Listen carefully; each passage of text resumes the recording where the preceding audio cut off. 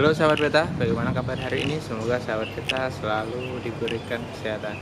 Sahabat beta, hari ini saya berada di Pendopo Kabupaten Kudus. Hari ini ada audiensi dari perwakilan vendor pernikahan di Kabupaten Kudus dengan pihak Dinas Kebudayaan Kabupaten Kudus. Jadi ruangan yang nanti digunakan untuk audiensi yakni lantai 4 Gedung Sekda Kabupaten Kudus. Jadi ruangannya tepat di belakang saya di lantai 4 nanti. Jadi nanti pembicaraannya yakni mengenai bagaimana nasib vendor terkait masalah pernikahan, teratak sound dan lain-lain, mengenai tentang pelaksanaan kegiatannya di masa persiapan new normal. Jadi bagaimana kegiatannya, berikut liputannya.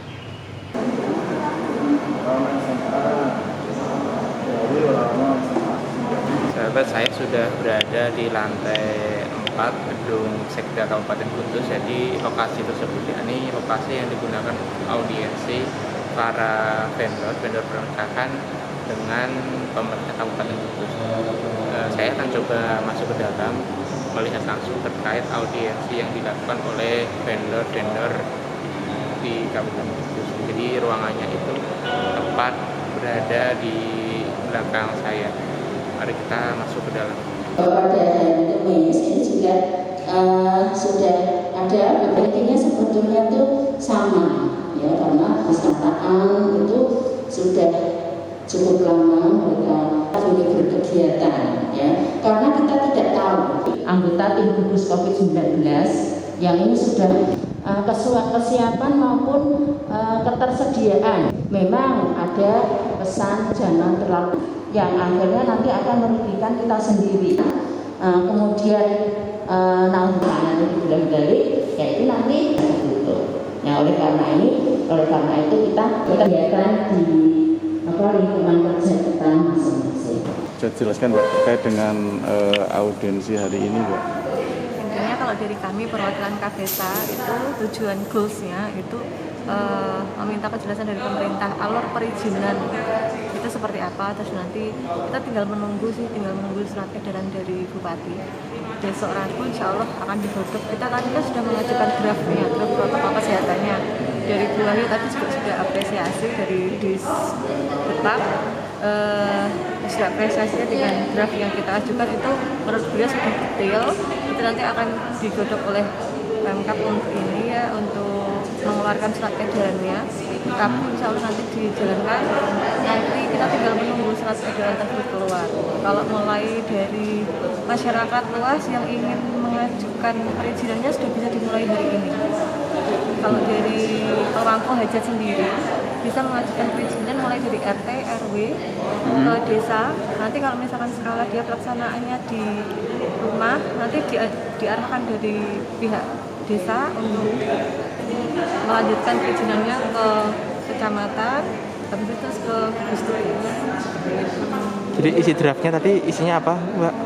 Salah satu isinya draftnya tadi yang diberikan poin-poinnya aja. Poin yang ada di draft ini, persyaratan pelaksanaan. Jadi surat pernyataan dari pemangku hajat untuk betul-betul menjalankan protokol kesehatan. Protokol kesehatan dengan sebagai media pasti sudah tahu semua ya. 3 hal itu harus dijalankan: suhu tubuh, yang kedua jaga jarak, yang ketiga cuci tangan atau hand sanitizer. Untuk pelaksanaan kalau dari pemerintah sendiri sih, yang kalau misalkan dibanding sama WHO itu masih agak, mereka sudah percayalah kita sudah standar protokol, karena kita sudah beberapa kali bikin simulasi event. Yang agak mereka khawatirkan itu yang dijalankan sendiri oleh pemangku hajat, dalam artian event rumahan ya, itu kan sangat tidak terkontrol. Makanya itu nanti diserahkan ke tim gugus tugas bekerja sama dengan Joko Tonggo ya, seperti itu. Nanti diarahkan sendiri sama pihak pemerintah untuk yang pelaksanaan rumahan itu. Yang penting izinnya sudah bisa mulai diminta per hari ini, karena proses perizinannya itu minimal 2 minggu. ACC perizinannya Dari mulai mengajukan sampai akad nikah berarti ya? Sampai pelaksanaan acara, iya, 2 minggu sebelum pelaksanaan acara. Kalau dalam waktu dekat ya Mbak, dari pihaknya sendiri udah ada deadline untuk tawaran ini? Kalau dari pihak kami sendiri sih yang kalau misalkan sudah di draft ini, bisa mengajukan perizinannya itu 2 minggu sebelum pelaksanaan acara. Kalau mulai dari pelaksanaan acaranya, Maksudnya Job. job Berapa? berapa yang masuk mbak? Yang kalau yang di rumah kan ini Juli saya sudah ada mulai dari pertengahan sekitar 5 klien mulai dari pertengahan Juli, makanya kita ini awal Juli sudah mulai nanti perizinannya sudah mulai ngurus ya. Kalau yang di gedung itu baru Agustus. Pelapor bisa saja di. Iya, iya. Mungkin bisa diceritakan Bu hasilnya. Oh, hasilnya ya. Jadi kan sama seperti permintaan audiensi dari teman-teman yang lain kemarin hari Kamis itu sebetulnya kan intinya itu kan bagaimana mereka itu sudah diizinkan untuk berkegiatan kaitannya dengan ya kewajiban mencari nafkah, gampangannya kan seperti itu. Namun demikian karena ini masih dalam wabah COVID-19 sehingga Bapak Bupati tetap menekankan adanya pembatasan. Pembatasan itu antara lain meliputi ini secara bertahap. Misalnya kalau yang punya gawe gedung misalnya kapasitasnya berapa itu harus antara 30 sampai maksimal 50% dari kapasitas. Ya ini sama seperti di DTW ya, daya tarik wisata di obyek wisata itu misalnya kok di sana itu daya tariknya kapasitas personelnya itu sampai 300 ya ini sementara sekarang itu 30%-nya saja ya. Sama di gedung juga seperti itu misalnya mau mengadakan hajatan di gedung kapasitas gedung itu misalnya 300 orang gitu kan di masa COVID ini antara 30 dan maksimal 50%. Maksimal 50% tapi idealnya itu 30-35 kan gitulah. Makanya nanti kan dibuat shift kalau undangan itu dibuat shift ya. Jadi ada jamnya tadi malah tadi kan sudah disampaikan juga di buku tamunya itu pun juga harus dicantumkan jamnya. Karena apa? Sing disuwun kabeh selamat ya. Tapi ketika nanti misalnya terjadi kasus itu kan itu yang jam berapa ya. Kalau kita trackingnya kan mudah. Oh yang hadir di jam sekian itu ini saja kan seperti itu sehingga memudahkan nanti penanganan apabila terjadi kasus mudah-mudahan tidak. Ya. Pembatasan yang berikutnya itu adalah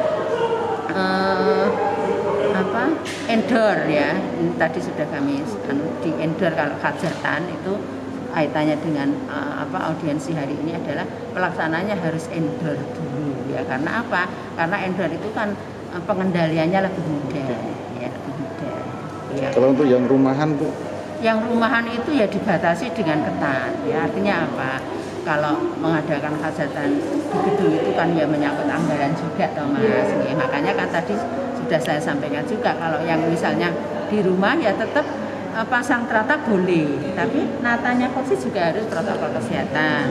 Ada cuci tangan, pakai sabun, air mengalir dan suhu dan sebagainya. Pokoknya protokol kesehatan minimal itu harus diterapkan. Sahabat, itu liputan audiensi saya dari perwakilan vendor dan pemerintah Kabupaten Kudus. Jadi intinya dari audiensi tersebut pemerintah Kabupaten Kudus memperbolehkan pelaksanaan resepsi nikahan yang diadakan di rumah-rumah desa atau warga biasa maupun di gedung. Namun ada beberapa syarat yang diberikan, yakni satu di antaranya nantinya untuk semua aktivitas pernikahan harus mengikuti protokol kesehatan dari pemerintah. Selain itu untuk masalah perizinan untuk pernikahan yang ada di desa cukup hanya melaporkan atau melampirkan izin ke RT dan kepala desa di wilayah yang bersangkutan. Namun untuk pernikahan yang berada di gedung-gedung besar, izin harus diberikan kepada Dinas Kebudayaan dan Pariwisata. Itulah liputan saya hari ini, semoga bisa memberikan manfaat dan referensi bagi sahabat beta semua. Jangan lupa like, komen, dan subscribe untuk channel kita.